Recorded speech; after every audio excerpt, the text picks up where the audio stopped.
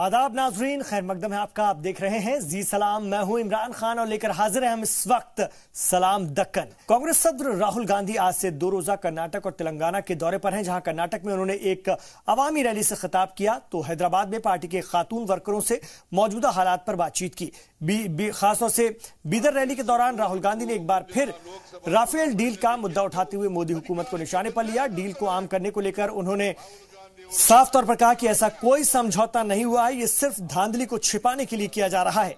राहुल ने फिर फ्रांसीसी सदर से मुलाकात का जिक्र करते हुए कहा कि वो सौदे की डील को छिपाने जैसी बात से इनकार कर चुके हैं। मैंने प्रधानमंत्री को यह भी बोला कि आपकी रक्षा मंत्री ने हिंदुस्तान के युवाओं से झूठ बोला है। झूठ क्या बोला? निर्मला सीतारमण ने बोला कि फ्रांस के साथ हिंदुस्तान का एक सीक्रेट पैक्ट है। सीक्रेट पैक्ट में लिखा है कि हवाई जहाज का दाम बताया नहीं जा सकता है। फ्रांस के राष्ट्रपति हिंदुस्तान आए, मैं उनसे जाके मिला और मैंने उनसे पूछा, आमने सामने बैठकर पूछा, मैक्रोन साहब आप मुझे एक बात बताइए, क्या फ्रांस के बीच में और हिंदुस्तान के बीच में राफेल के दाम पर कोई सीक्रेट पैक्ट है? फ्रांस का राष्ट्रपति मुझे कहता है नहीं, राफेल हवाई जहाज का दाम सीक्रेट पैक्ट में नहीं आता है। अगर हिंदुस्तान की सरकार चाहती है, अगर रक्षा मंत्री चाहती है, अगर हिंदुस्तान का प्रधानमंत्री चाहता है, वो पूरे देश को राफेल हवाई जहाज का दाम बता सकता है। इस मौके पर राहुल गांधी ने पीएम मोदी के नाले से गैस वाली कहानी पर भी तंज किया। उन्होंने कहा कि यह सब किसानों और नौजवानों के साथ धोखा से ज्यादा कुछ नहीं है। जब वो अपने वादे में नाकाम होने लगे तो बेसिर पैर की कहानियां बता रहे हैं।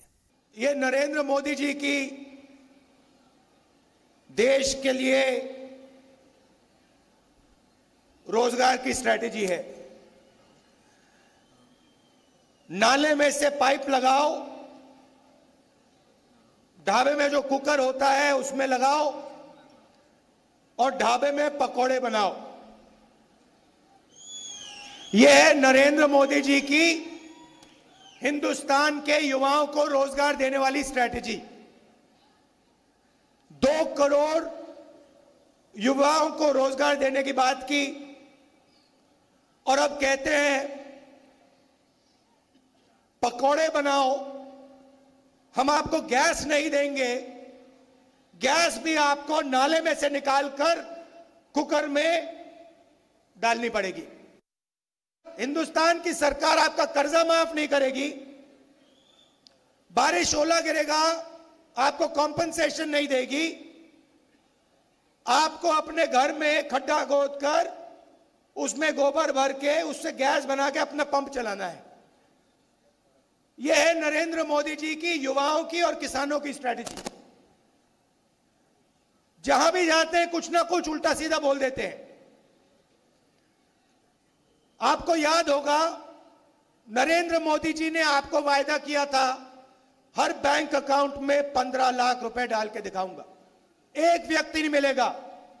अब दूसरी तरफ देखिए, चुनाव में हमने आपको एक वायदा किया था। हमने आपसे कहा था कि जैसे ही कर्नाटक में कांग्रेस पार्टी की सरकार आएगी, हमारा पहला काम किसानों के कर्जा माफ करने का होगा। याद है आपको? जो हमने कहा था, जो हमने आपसे कहा था, हमने आपको करके दिखा दिया। इधर हैदराबाद में खवातीन वर्करों से बातचीत के दौरान राहुल गांधी ने क्या कुछ कहा, आइए वो भी सुन लेते हैं। अगर आप हिंदुस्तान के सबसे बड़े उद्योगपति हैं तो आपका अनलिमिटेड पैसा माफ हो जाएगा, मगर आप किसान हैं या आप महिला हैं, आप एसएचजी ग्रुप में है तो आपका 1 रुपया कर्जा माफ नहीं हो सकता है। चाहे वो राजनीति हो, चाहे वो अर्थव्यवस्था हो, सब जगह महिलाओं को जगह देनी पड़ेगी और ये काम कांग्रेस पार्टी करना जानती है। कांग्रेस पार्टी की सरकार आएगी, चाहे तेलंगाना में या दिल्ली में, बैंक का जो पैसा है वो हम छोटे और मिडिल साइज बिजनेसेस को देंगे और जो एसएचजीज हैं, जो महिलाएं हैं, उनके खाते में पैसा डालेंगे। पिछले 1 साल में 1 करोड़ रोजगार देने के पीएम मोदी के दावे पर अपोजिशन जमातों ने पलटवार किया है। कांग्रेस का कहना है कि मोदी सरकार में काबीना वजीर नितिन गडकरी खुद कह चुके हैं कि मुल्क में नौकरियां नहीं हैं, जैसे तैसे कामों को रोजगार से जोड़ना सही नहीं है। वहीं एआईएमआईएम के और खासतौर से टीडीपी ने भी पीएम के दावे को खारिज कर दिया है। वाज़ेह है कि पीएम मोदी ने खबर एजेंसी एएनआई को दिए एक इंटरव्यू में कहा था कि जब भारत दुनिया की बड़ी हस्तियों के साथ तेजी से तरक्की कर रहा है तो फिर भी यह कहा जा रहा है कि रोजगार के मैदान में मरकज कुछ नहीं कर रही है। प्राइम मिनिस्टर का इंटरव्यू आया ये जॉब्स क्रिएशन के बारे में, ये पूरे एक एजम्पशन बेस्ड डेटा है। प्राइम मिनिस्टर और उनकी गवर्नमेंट इस बात से वाकिफ है कि एम्प्लॉयमेंट का जो वादा 2 करोड़ वादा जो किया गया था वो पूरा नहीं हुआ और सिर्फ ये कह देना कि इतने गाड़ियां खरीदी गई, इतनी लारियां खरीदी गई, नौजवान आज भी रोज़गार से महरूम है। ये सरकार नौजवानों को रोज़गार देने में नाकाम साबित हुई है और आप देखेंगे कि इसका खैमियाजा उस हुकूमत को भुगतना पड़ेगा जब कभी भी आइंदा पार्लिमानी चुनाव होंगे। तो सिर्फ ये कहकर बता देना कि एजम्पशन डेटा देना ये गलत है। इसको कोई देश का कोई भी नौजवान इस प्राइम मिनिस्टर के इस डेटे को मानने के लिए हरगिज तैयार नहीं है। Present Prime Minister Mr. Narendra Modi is dreaming, and 2019 also he'll come back again as a Prime Minister. But it is not true. Dreaming is dreaming. I know during his election before how many promises he has done to the people of this nation. One is 15 lakhs, the black money I will get back and I will give to each family. He has not done anything. Moreover, every year he will give 2 crores of job. He has not done. Now he is saying that one year I have given 1 crore, 1 crore jobs has created, but nobody has got it. He has created, but I don't think anybody is getting a job. That is the first point. And another issue also, because GST, demonetization, people still they are suffering. Why he has done, I don't know. Because one side he has not get back the black money, another side he has removing 500 notes and 1,000 notes, and he has increased 2,000 notes. Even at that time, there is no balancing. When we are finishing on one note, there is a simultaneity patch up. That means another note was not there. People were suffering, especially farmers were suffering like anything. The Prime Minister Narendra Modi has given some kind of information related to the job opportunities which were created for last 1 year. I question directly Narendra Modi that the flagship programs, Make in India, Start. These are the flagship programs which you have taken. Whether these programs get succeed, what the union government is doing for the last 4 years, if we observe that, the reforms and the schemes are much benefit to the wealthy people. Already they are in monetary as well as their opportunities in which already they get settled. Those people are enjoying the fruits of the government reforms. It is not fair, I think, how much people are downtraded and the people who are economically backward and weaker get uplifted for these 4 years. If we ask this question, Prime Minister is unable to give answer properly. वहीं PM Modi के NRC के बयान पर JDS का क्या कुछ कहना है, आइए वो भी जानते हैं। देखिए, प्रधानमंत्री जी को ऐसी भाषा का प्रयोग नहीं करना चाहिए। वो इस देश के प्रधानमंत्री हैं और देश को ज़्यादा दिन तक आप अपनी जुमलेबाजी से नहीं चला सकते। भाई आप तय करिए ना कि देश के गृह मंत्री तो कहते हैं कि एनआरसी में वाकई बड़ी त्रुटि है, बहुत ज़्यादा ऐसे लोगों के नाम शामिल नहीं हुए जो इस देश के नागरिक हैं, और आपके अध्यक्ष जो है कहते हैं कि नहीं, अमित शाह, या तो अमित शाह ठीक है या राजनाथ सिंह ठीक है, पहले मोदी जी ये तय करें। इधर बेंगलुरु से एरो इंडिया शो की मेजबानी हटाने की खबर पर रियासती सीएम कुमारस्वामी ने नाराजगी का इजहार किया है। मरकज को निशाने पर लेते हुए सीएम ने कहा कि इस फैसले पर रियासत की बीजेपी लीडरान खामोश क्यों है। वहीं रियासती वजीर और कांग्रेस के सीनियर लीडर डीके शिव कुमार ने भी वजारत दिफा की नई हिकमत अमली पर रियासत के साथ तफरीक बरतने का इल्जाम लगाया है। वाज़ेह है कि पिछले एरो इंडिया जो शो था वो बेंगलुरु में हुआ था, जो इस साल का 22वां शो भी यही होने की बात कही जा रही थी, लेकिन मीडिया रिपोर्ट्स के मुताबिक इस बार ये शो नवंबर या दिसंबर में लखनऊ में किया जा सकता है, जिसको लेकर रियासती हुकूमत ने नाराजगी का इजहार किया है। Our BJP friends in Karnataka, they have to answer for this question. Sir, what efforts will you do to stay? No, I already requested Defense Minister when she visited Bangalore. I requested her. Bangalore city is the proper place to conduct air show because all infrastructure is there. For that, I requested Defense Minister already. Even after my request, I don't know why the central government making this kind of unnecessary decision. Let us see what will going to happen. You please. This is whether it is vindictive politics or to help Lucknow leaders to fight against other parties. You check up with BJP friends. Nirmala Sitharaman has been elected from Karnataka. She has been a representative from Karnataka. Being a defense minister, it is very shocking to the entire Karnataka. I am sure what BJP leaders are speaking on the northern and the southern issues.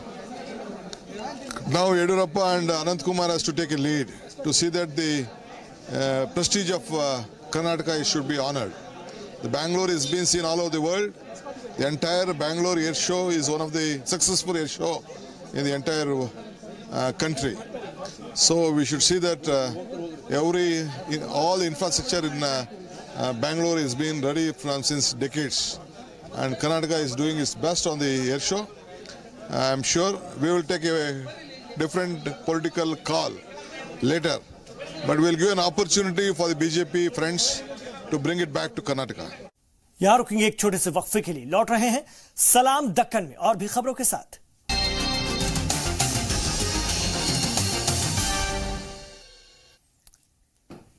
आप देख रहे हैं सलाम दक्कन। गौरक्षा को लेकर तेलंगाना से BJP MLA T Raja Singh ने party छोड़ने का ऐलान कर दिया है। इस मौके पर उन्होंने बीजेपी हुकूमतों पर लिंचिंग जैसे हालात पैदा करने के संगीन इल्जाम लगाए हैं। इस मौके पर उन्होंने रियासती हुकूमत पर भी गौरक्षा के नाम पर खिलवाड़ करने के इल्जाम लगाए। उन्होंने कहा कि मेरे लिए हिंदू धर्म और गौरक्षा ही अहम है। बीजेपी पर ऐसे मसले पर सियासत का इल्जाम लगाते हुए कहा कि गाय के नाम पर सभी खामोश हैं, इसलिए मैं बीजेपी से अलग हो रहा हूं। आज सबसे बड़ा पूरे देश में एक वातावरण फैला सो है कि गाय को ले लेकर झगड़ा, गाय को ले लेकर फसाद, गाय को ले लेकर मर्डर्स, इस प्रकार के बहुत ही वातावरण खराब बना हुआ है पूरे देश में। हाल ही में अगर हम देखेंगे तो राजस्थान का एक इशू देख सकते हैं हम, और हरियाणा का इशू देख सकते हैं, उत्तर प्रदेश का इशू देख सकते हैं। कहीं कहीं पर बहुत बड़े बड़े संगठन चल रहे, लड़ाई झगड़े भी चल रहे। लेकिन मैं नहीं चाहूंगा कि तेलंगाना में भी उस प्रकार का कोई संगठन हो, उस प्रकार का कोई लड़ाई झगड़ा हो। मैं नहीं चाहूंगा तेलंगाना में हो। केरल में भारी बारिश की वजह से आए सैलाब और लैंडस्लाइड से वहां के हालात मजीद खराब होते जा रहे हैं। 50 साल बाद आई इस तबाही में अब तक 180 से ज्यादा लोगों की मौत हो चुकी है, जबकि कई लोग अभी भी लापता बताए जा रहे हैं। इस दौरान एनडीआरएफ की टीम ने कई लोगों की जानें बचाई हैं। हालात को देखते हुए मरकजी वजीर दाखिला राजनाथ सिंह भी केरला पहुंचे, जहां उन्होंने सीएम पी विजयन के साथ मुतासिर इलाकों का हवाई जायजा लिया। मरकज की जानिब से 100 करोड़ की मदद ऐलान करते हुए राजनाथ सिंह ने हालात पर अफसोस का इजहार किया। हालात को देखते हुए नेहरू ट्रॉफी बोट रेस रद्द कर दी गई है। उधर कोच्चि एयरपोर्ट में भी पानी भर गया है और अगले नोटिफिकेशन तक एयरपोर्ट पर कोई भी फ्लाइट लैंड नहीं हो पा रही है। भारी बारिश की वजह से इडुक्की समेत ज्यादातर बांधों को खोल दिया गया है। इसकी वजह से भी कई इलाकों में भारी तबाही की खबरें आ रही हैं। लोग सरकारी स्कूल और दफ्तरों में रहने को मजबूर हैं। It is unprecedented because never before in the history of the independent India, Kerala had to witness such massive floods. I have come to know that it was back in 1924. Kerala had faced such a big calamity. Today, I surveyed the flood-affected areas of Kerala along with the Honorable Chief Minister, Sri Pinarayi Vijayan, and MOS, Government of India, Mr. K.J. Alphonse. These floods have caused massive damage to crops like paddy, banana plantations, and to the cash crops like black pepper and other spices also. It has caused severe damage to infrastructure like roads, power lines, and individual property also.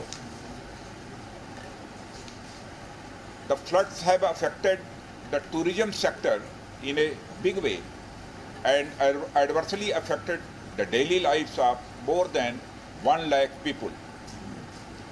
Thousands of people had to be shifted to the relief camps. Today I visited one relief camp in Paravar Taluk and